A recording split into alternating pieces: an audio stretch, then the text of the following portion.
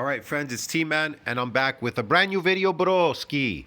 And I'm gonna use this video as I don't know, as let's say an experiment or guideline or whatever to explain eccentric exercises. Okay, the difference between eccentric, concentric, whatever. So I'm gonna use this video because it's pretty good. All right, for an explanation. Okay. So stay tuned. We're going to do a reaction video to the gym lifting slave here, their fitness recruiting slave himself, Jeremy Ethier. But I'm going to use this video as an explanation, okay? So anyway, so he says in this video, he says, how hard should you work out to build muscle? Avoid these mistakes. Well, it's not really about how hard, okay? Really, it's about how smart. And that video is fake with Dorian and Yates. These were fake, bro. He made them, it's entertainment, screaming and yelling.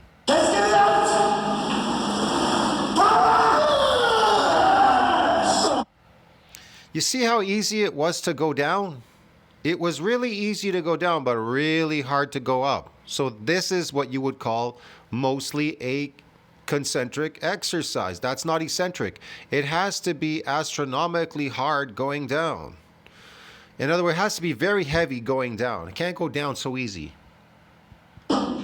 When it comes to maximizing muscle, in other words, it has to be controlled. It has to be very heavy, controlled, eccentric exercises that cause that damage when that knee bends at the bottom. Growth in the gym, it's common belief that the hardest worker in the gym is clearly going to get the most gains, right? No, the hardest worker in the gym is not going to, because he doesn't know the concept between eccentric and concentric fucking lifting. He doesn't know the difference.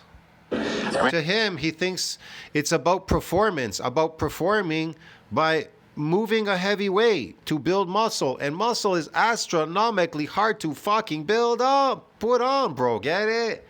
You want to do practice strength. Anybody can practice at lifting a weight.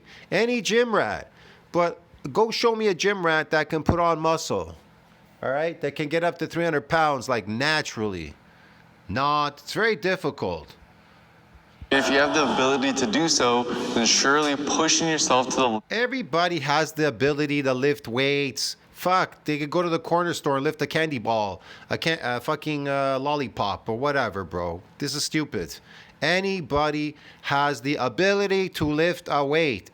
Everybody has the ability to swim, play basketball, fucking gymnastics, do calisthenics. Everybody has the ability to get strong at whatever sport they're doing, because you have something called a nervous system, motor units. Yeah. See what I mean? But that doesn't build muscle. Limit to get that extra rep or two every single set. Let's get this down pat. Exercise does not fucking build muscle, man. That is going to lead to more muscle growth and strength. Now, no, it's not. It's not going to lead to more muscle growth. It may lead to more recruiting of the motor units, giving you force production and these androgen receptors, but that's it, bro.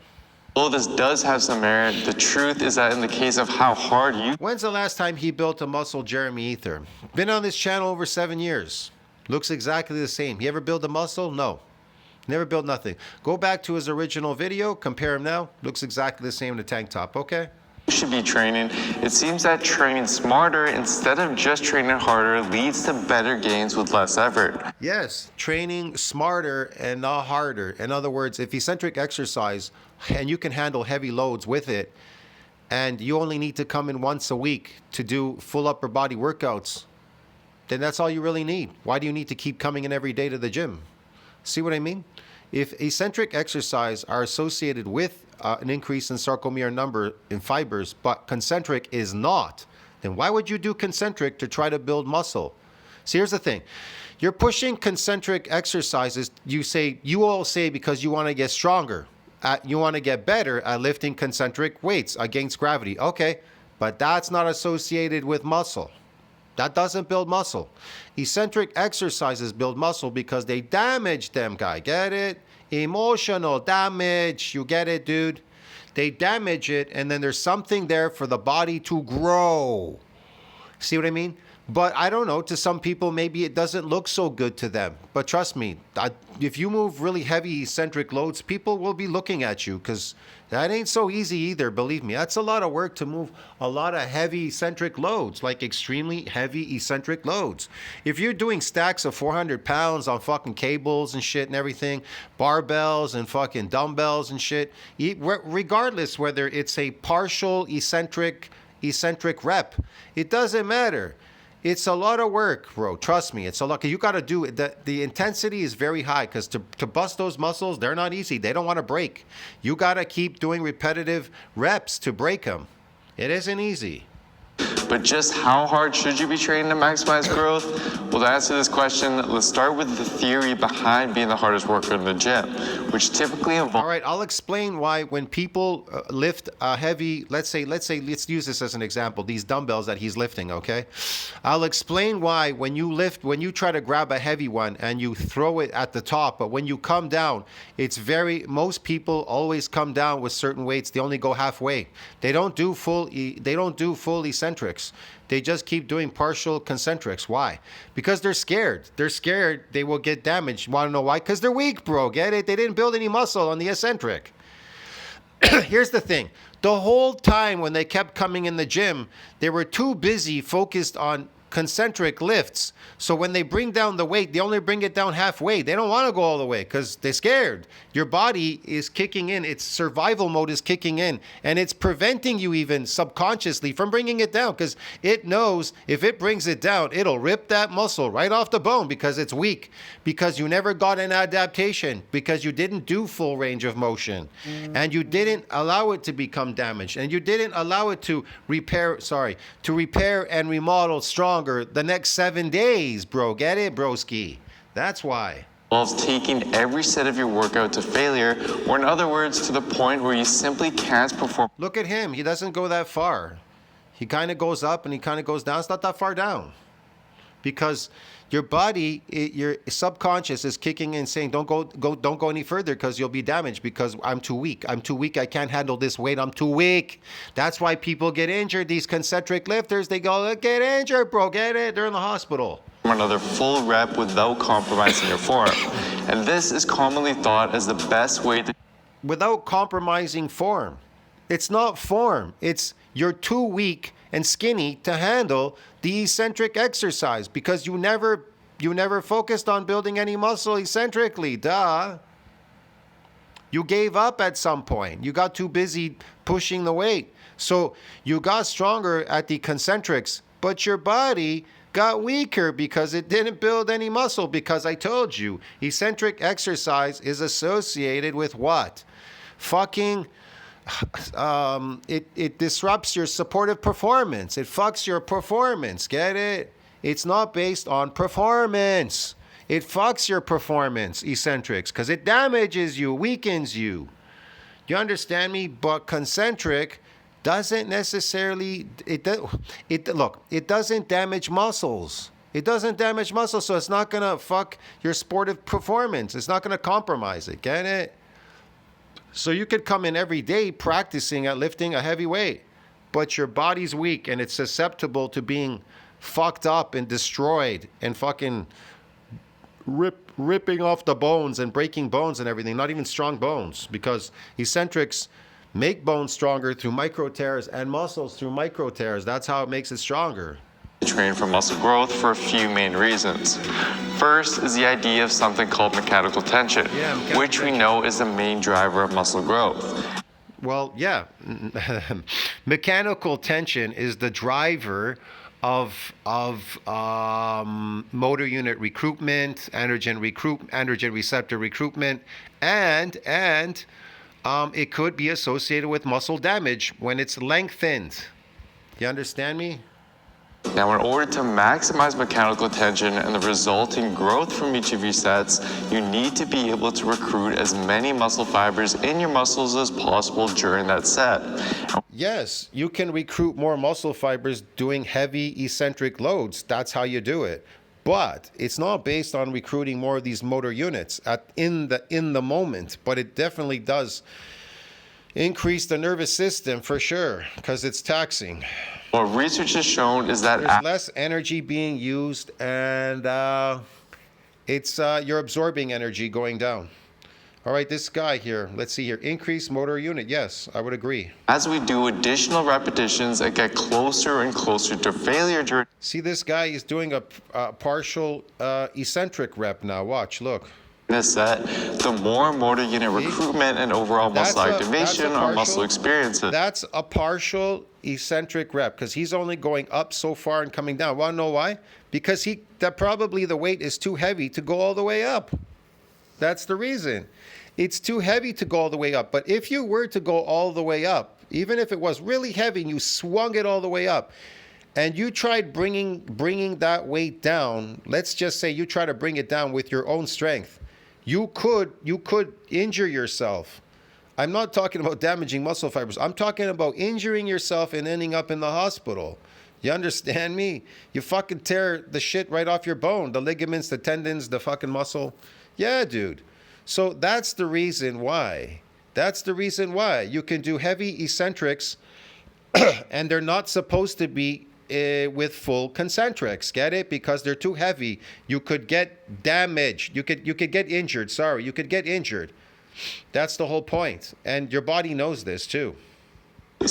Meaning that in theory, training harder each set by going to failure would lead to more. See that? It's very light for him to bring. It's still light for him to bring it up and down. That's the reason. It was light going up, light going down. See what I mean? And if it's too light going down, it's not enough. And it shouldn't be heavy enough. It shouldn't be enough to go all the way to the top. It's not, man. It's too light. If it's going up to the top, it's too light. The load is too light. That's what I'm trying to explain to you in an eccentric exercise. And so this weight is not heavy enough going up for him. So if he brings it down, he's not going to get the eccentric because it's too light. The load is too light at the bottom. That's the problem. But now, if the weight was astronomically heavy, the dumbbell, and he was to swing it up, like cheat and swing it up, if he was to bring it down with control, he could damage his body, his arms, and end up in the hospital. More growth given the maximal motor unit recruitment and mechanical. Why? Because he never built any muscle in the eccentric to support that strength. That's why. That's the reason. Tension that it experiences. And second, similar to motor unit recruitment. And they also adapt rapidly, not to get damaged from your exercises. And so every time you go, you get stronger at the concentric, right? And your body gets weaker at the eccentric, you're going to find that you're always going to go less and less. You're always going to do less and less. You're going to do half reps all the time. You're never going to try to go all the way down to the bottom because I did videos on it. Look at these fucking people lifting in the fucking gym. Michael Hearn and all the rest of these retards. They're all fucking going halfway up and down. Because if they were to go fucking any further down, they're so weak, they'd fucking tear fucking shit out of their arm. Muscle protein synthesis is lower when you don't train very hard in your sets as opposed to... No, muscle protein synthesis is increased when you damage your muscles in the concentric form. That's where muscles are built. They're built eccentrically, not concentrically. When you go to failure, which again would theoretically mean more growth when you train. No, there's no failure. You want to go to muscular failure, not endurance failure. I endured because I got tired. I exhausted myself. To failure, given the importance of protein synthesis levels for growth. And lastly, given the positive relationship we see between workout volume and muscle growth, it would seem that pushing each set to failure to get that extra rep or two would increase the overall. Man, you can push each set to failure, but there's no load on the eccentric. It's adapted. And so you're just doing what here? The weight is too light for the eccentric. There's no load. And if it's still too light, and guess what? There's nothing going on here. It's endurance now. It's practice. You're practicing being better at swinging this weight up and down. That's all you're doing. It's called practiced strength, okay? You're practicing at being good at doing gymnastics in the gym. Emotional damage. Get it, dude? You're good at swinging these things up and down on the monkey bars, your body. overall workout volume you're doing and lead to more growth. This is very hard for people to understand, man. I don't understand, bro. Get it? That they don't understand. As a result. So with all that being said, it seems No, you don't want to train to failure. You understand me? You just need to understand the fundamentals of why, when you're lifting a weight, why don't you want to lower? Why is it so heavy? And when you try to lower it, you're scared. You only go halfway and then you pull it back up again towards you. Why? Because you're weak on the eccentric. You never got an adaptation there. The trainings are different for both modalities. They're different, bro. They're different. You can do any eccentric, concentric lift, full range if you want to do it. But guess what? It won't work anymore on the eccentric because the load is too light going down. That's the problem now. that pushing each set. And if it's too heavy going down from the top to the bottom, you're trying to control it, it could destroy you because you're weak. As hard. You got a weak body. You have no muscle. You have a weak body, but you have a strong concentric lift. Get it, dude? That's why the little guy wants to run around the gym, the little strong guy, and show everybody that he's a strong guy. I want to show these, I'm a little guy, and I want to show these big guys that I'm a little strong guy. As you can during your workouts is sure to be your best bet for maximizing. Yeah, okay. So motor unit recruitment, what's the best one for? Well, the best one is the concentric exercise, definitely. But also eccentric does the same thing. So what gives you greater protein synthesis? Eccentric. Okay. Can perform more volume. That's concentric. There you go. So the middle one doesn't really truly apply, but whatever. As growth, right? Well, not so fast, because training to failure does come with a cost. Not only is it unenjoyable for most and requires a great deal. Training to failure means fatigued. That's glycogen. Then you got this open window for glycogen synthesis, creating these sarcomere, creating these fucking what do you call it? Fucking hypertrophy muscles, these phony muscles, bro, whatever. Sarcoplasmic muscles. Get it, dude? Oh my God. You don't want that. Bubble muscles. Motivation to do every workout, but it's also very fatiguing on the. Yeah, you don't get, see what he said? You get fatigued. We don't get fatigued in eccentric exercise. We reach what we call muscular failure. This guy is reaching, I don't know what it is, practice strength failure or whatever, failing at lifting a heavy weight. Body. You understand me? Endurance. Concentric is associated with endurance, practice. It's performance, endurance, and it's glycogen synthesis. Okay, sarcoplasmic hypertrophy. You think those are muscles, but it does not build muscles. That's why people are upset. I got a stronger, but I never got a bigger. You're never gonna get a bigger. In fact, research has shown that training to failure causes excessive muscle damage and extends your recovery time. No, it doesn't. Absolutely not. Absolutely does not. That's a lie. It does not cause muscle damage. No, man. It was too light on the loads. You're not going to get any damage. It's a lie. He's lying. Considerably, with subjects generally requiring roughly 20. Maybe the first time, or if they were unaccustomed to doing that exercise, they may have got some, but it'll rapidly adapt. 24 to 48 hours longer for the performance to fully recover. Yeah, that's what happens in muscle damage. If you did damage muscles, then yeah, it goes 24, 48, 72 hours and to the end of the week, 7 days. So I don't know what happened. Maybe it was the first time they did that.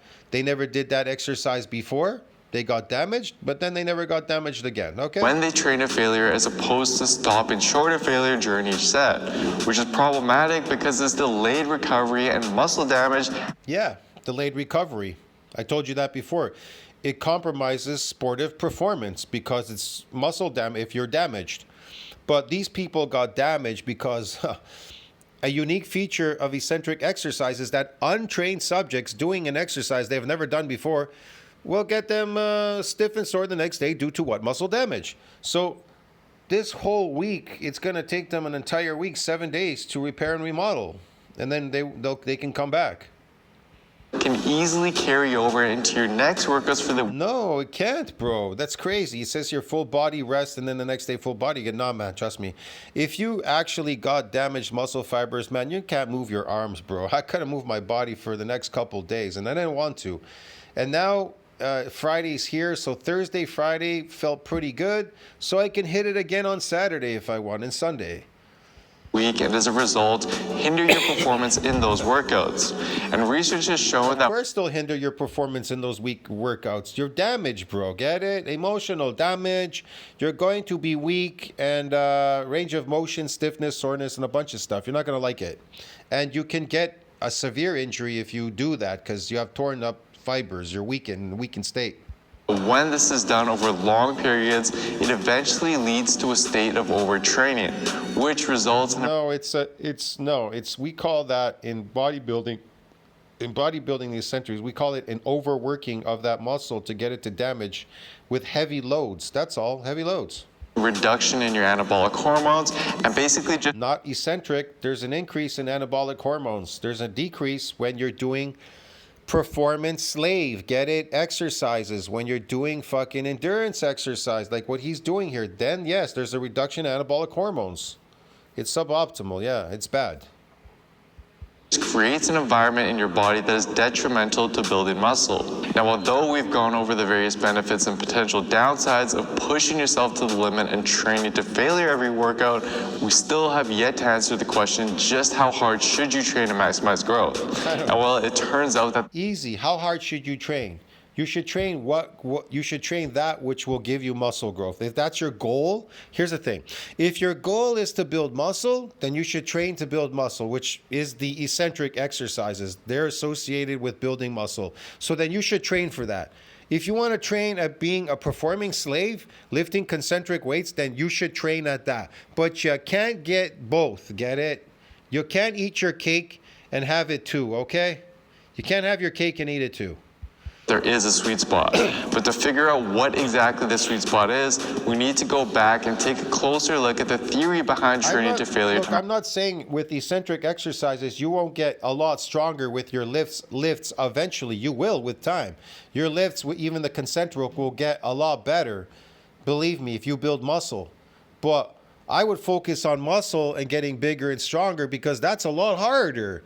It's easy to just practice and be a lifting slave, come in every day, just pushing a weight in the opposite direction of gravity. But building muscle is astronomically difficult. So which one would you take up? The easy or hard? See, I do the hard stuff. Everybody wants to do the easy stuff. Get it? Everybody wants to do the easy stuff. And then they want to complain why they're not getting bigger. So then they go bulk diets, fat diets, turkesterone. They take their steroids. They got to go take their SARMs. They got to take every creatine. Bro, they got to take everything in the book, man. They got to do all kinds of weird shit. Get fat. All kinds of weird shit. You understand me? Because they're stupid. You're stupid. Performance doesn't build muscles, you fool. Maximize growth. Because first of all, although it's true that motor unit recruitment and muscle activation does increase as you approach failure in a set, as shown in the following graphs, analyzing the shoulders and the trapezius muscles, it actually seems to plateau at around 3 to 5 reps shy from failure. Because it's his endurance lifting, bro. Get it? Concentric lifting. He doesn't even mention the differences in his video. Meaning that if you knew you could do 15 reps of lateral Look at this. This is ridiculous. Look at this. raise, Okay. Look how light those weights are for lateral raises. And then you see people, they try to go heavier and they just swing them really up and down. The fact is you're swinging weights there. And when they go down, they're not really heavy enough to pull on the shoulder muscle. So what do you want to do? Keep your arms at the side of your body. You want to grab a cable, like use a cable machine. Use the whole stack. You can pull the whole stack. Use your shoulder to pull the whole stack up, just the shoulder. Let the shoulder pull it up and down. And keep your arm at the side of your body. You'll be able to lift fucking 5 times, 10 times heavier. You understand me? And it will get damaged and get bigger and stronger. But if you keep flying these weights, the most you probably could swing, even with control, some people 50 pounds, maybe, whatever. I've never seen anybody swing a 100-pound dumbbell, but I've seen a guy pull 300 pounds on his shoulder doing eccentrics, get it? Even 400. I've seen a guy, He even you can use your wraps, wrap it up if you have a bad grip, and just hold on to the handle and just let it fucking pull your shoulder, pull it up and down. That's it. You'll be able to pull 300 up and down. I'm telling you. And it doesn't have to be full concentric. It just has to be enough to bring it up and bring it down again. Let the load bring it down. Bring it up, bring it down. That's it. That's very controlled. There's no injury going to happen there. Nothing bad's going to happen. And your shoulders are going to get bigger and stronger. And not a single more before. But this is a waste of time what he's doing here. Look at this. Your form. This is wrong. This is no good. This is wrong. No good, wrong. It's bad, wrong, no good. Down, they're performing just 10 to 12 reps out of that. Yes, he's performing. How is that 10 pounds going to cause damage to that myofibrillar? It's not. It's already adapted. It's not going to cause. It's too light. And especially way light going back down already. If that was like 20 pounds going up, it's like 1 pound going down. At 15, by leaving a few reps in the tank would be sufficient to pretty much maximize. And anyways, that's a concentric exercise, and that's going to pump glycogen into the muscle. For every gram of glycogen, 3 grams of water being drawn between skin and muscle into the muscle, creating these sarcoplasmic artificial phony muscles. Yes, dude. Your motor unit recruitment. And the same is true with the muscle protein synthesis theory. It seems that if you train close enough to failure by leaving just a few reps in the tank, then you're able to still maximize muscle protein synthesis, but without much of the extra fatigue that you get from going to failure. Oh, yeah. And lastly, although you would think that training to failure would result in more workout volume, since you're pushing to get that extra rep or two each set, that actually isn't the case. Research has shown that the muscular fatigue caused by going to failure in your first set causes your performance to suffer in your next sets, leading to considerably less reps being performed in those next sets. Okay. Whereas if you instead leave a few reps in the tank during your first set, your performance in subsequent sets doesn't suffer nearly as much, and you're able to perform more reps during those latter sets as a result. As a result of this, by the end of the workout, all of the subjects in this study ended up performing the same amount of volume, but those who trained to failure required a lot more effort. Again, because this is concentric, and it's concentric, bro. It's exercise, performance, it's endurance lifting. To do so. So based on these findings, it seems that taking your sets just shy of failure by leaving roughly 1 to 3 reps in the tank is going to be your best bet, since this still enables you to maximize your motor unit recruitment and workout volume, but with less effort and without compromising your recovery. What does research say though? Well, the majority of research out there, especially recent and well-designed papers, are in support of this, and have found that as long as you're taking your sets close enough to failure by stopping each set with just 3 reps or so in the tank, then you'll experience the same amount of growth as you would when compared to taking the sets to complete failure. And probably the best evidence of this to date is a 2019 paper from the Journal of Strength and Conditioning Research, which had 10 subjects perform the leg extension to failure on one leg, whereas on the other leg, they instead stopped 1 to 3 reps short of failure during each of their sets. After 14 weeks, despite both legs performing the same amount of volume, the non-failure leg actually ended up seeing slightly better growth, strength, and muscular endurance when compared to the failure leg, suggesting that you may even reap slightly better gains when you leave a rep or two in the tank during your sets. However, do keep in mind that on the other end of the spectrum, research has shown that stopping well short of failure, so for example, stopping at 5 reps in a set when you could have done 10 reps to failure, is inferior for muscle growth, meaning that it is crucial that you do get close enough to failure during your sets in order to still maximize growth, and that doesn't mean that your training becomes easy or a walk in the park, because that's not the case at all. I mean, for example, here I'm doing a set of curls and taking the set to true complete failure, which, as you can see, is extremely taxing and fatiguing to do, especially first thing in the morning. But even if I had stopped 1 to 3 reps short of the very last rep that I did, you can still tell that it's still This is just exercise, and he's just getting exhausted. That's the word, exhausted. This isn't muscle damage, this is exhaustion. a very demanding and hard set to do. And unfortunately, even though you should be stopping a few reps short of failure, it was hard going up to the top, right? But it was really easy coming down because it's too late. People underestimate the amount of reps that they can actually do to failure and end up training too easy as a result. And this was shown in a 2017 paper that had subjects ranging from beginners to intermediates to experts in the gym try to predict how many reps that they could do to failure during their sets of various exercises. They found that subjects significantly underpredicted the number of reps that they could do to failure, with the least experienced lifters underpredicting by around 4 to 5 reps on average, and the most experienced lifters underpredicting by around 1 to 2 reps on average, meaning that your ability to predict how many reps that you can actually do all out in a set improves as you gain more experience, which implies that if you're relatively new in the Here at the SSP Group of Companies, you're relatively new in the gym and drastically underestimating what you're capable of, this can be detrimental to your gains given the There you go. Look at this. This is a concentric exercise. He's squeezed all the way at the bottom. Let's see where he stops. importance of pushing our sets Okay, he's going up pretty high here. close He went up pretty high, but it's too light then. It's too light. enough to true failure if we want to. Most people go right there. They stop right there. They push from here and down. Push here from down. That's concentric, bro. Now, an eccentric exercise would be your fist all the way at the top of your shoulder and then pushing down. You can't, and then you can't go for a full concentric because it's too heavy. That's the point. So it can drag on your muscle and cause it to stretch. Maximize growth. Aside from just gaining more experience though, You want to maximize growth. Remember, eccentric exercise is associated with muscle growth. Concentric is not associated with muscle growth. one way that you can ensure that you're actually pushing hard enough during your sets for an exercise is to dedicate a day where you use a spotter and try to get as many reps as you can during each of your sets. So let's say that for the bench press, you managed to hit 10 reps, 8 reps, then 6 reps by going all out, trying to get as many reps as possible each set at a certain weight. What you can do now is add these reps up together to get a total, and then divide this number by the number of sets that you did. So in this case, it would be 3.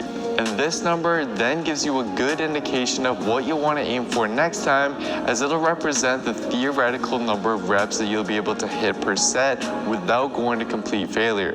You can always adjust accordingly if that ends up being too tough or too easy, but you just want to use that number as a baseline to progress from as you get stronger and as that becomes too easy. So to conclude, based on the research that we have to date, it seems that leaving roughly 1 to 3 reps in the tank during each of your sets is the best way to maximize growth without accumulating excessive fatigue. And I'd argue that this is particularly important to implement for your big compound movements, not only because they're more Again, big compound movements. The deadlift, the people dropping the weight, they never go down with the weight, they drop it. So it's really a concentric exercise. The squat, many people don't do full eccentrics on squats, so it becomes concentric. As far as overhead press, OHP, the same thing. Many people, they do just the concentric. They never do full eccentrics on it because they don't want to. They're just it's just a fact. Even bench press, they end up doing like mostly concentric. They don't do enough eccentrics on the bench press. So yeah, that's why it says more fatiguing. More fatiguing because you come in every day, you're lifting slave every day. If you come to a gym every day or every other day, you are an endurance athlete. I don't care. Bodybuilding is not based on endurance or performance because eccentric exercise compromises supportive performance. You couldn't come in. It's impossible. If you're building muscle, it's impossible to come in the gym every day and building. And anyways, muscles don't damage every day. And even if they did, you'd end up in a stupor in a hospital dead in a coma. fatiguing, but also since the risk of injury starts to become more of a concern with them when you go to failure and your form starts to break down. For your isolation movements though, given that they're less taxing, you can likely get away with doing these sets closer to failure and even taking some of these sets. Again, these are shitty. The flies at the side lateral, why do you need to do fly it? It'll be so heavy because it's like a crane. The weight is all the way at the end there. Your arm, you're flying them up. It's going to be so heavy. You understand me? Because it's so far away from your body. That's just stupid. It's an isolation movement for your shoulder. You're not supposed to be throwing weights up in the air, up and down like a yo-yo. And this guy over here, the biceps curl, it's not enough. There's not enough load on the eccentric. There's not enough. to failure as long as you're still Oh recovering. no, actually, you know, he's doing partial reps. This is not bad. Maybe it's too heavy. Look at, if you see him here moving his arms up and down. Well and incorporating deload weeks as needed. But all in all, it's clear that constantly pushing for that extra rep or two isn't always a good thing, as it provides very little additional stimulation for the huge jump in fatigue that you get in return. So train hard, but if you want to see the best results in the long run, then you need to train smart as well. Now for a step-by-step program that applies this and Yeah, you need to train smart, but a lot of people, they're not. That's the whole point. takes care of all the guesswork for you. There you go. They did the squat there. He went partially down, didn't go all the way down. Even the bench press here. By showing you exactly how to optimally train Okay, he went right there. It's adapted. and eat week after week in order to build muscle as efficiently as possible with science, then simply head on over to buildwithscience.com. Yeah, science tells you do eccentric, heavy load eccentrics. That'll build muscle. That's it. That's the only science you need, dude. And take the analysis quiz to discover which program is best for you and where your body is currently at.